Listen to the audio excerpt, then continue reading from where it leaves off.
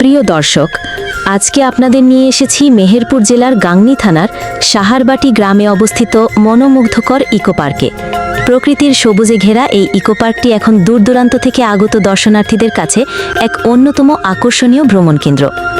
এখানে রয়েছে শিশুদের খেলাধুলার জন্য মনোরম পরিবেশ, পরিবারের জন্য রয়েছে নিরিবিলি বিশ্রামের জায়গা, আর প্রকৃতিপ্রেমীদের জন্য রয়েছে এক অপূর্ব আবহ। আজই ইকো পার্কটি পরিদর্শনে এসেছেন গাইবান্ধা টিবির চেয়ারম্যান মোহাম্মদ আরিফুল ইসলাম।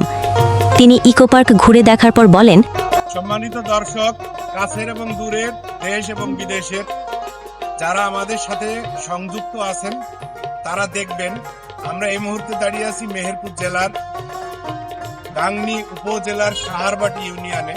এইখানে মেহেরপুর জেলার সম্মানিত জেলা প্রশাসক মহোদয়ের উদ্যোগে এখানে একটা ইকো পার্ক তৈরি হয়েছে। অত্র এলাকার তথা অন্যান্য জেলার জন্য এটা একটি বিনোদন কেন্দ্র। সবাইকে আহ্বান করব তাদের জীবনের অসাড়তা কাটিয়ে বিনোদনমূলক গঠন করার জন্য এই ইকো পার্কটি যেন তারা পরিদর্শন করেন।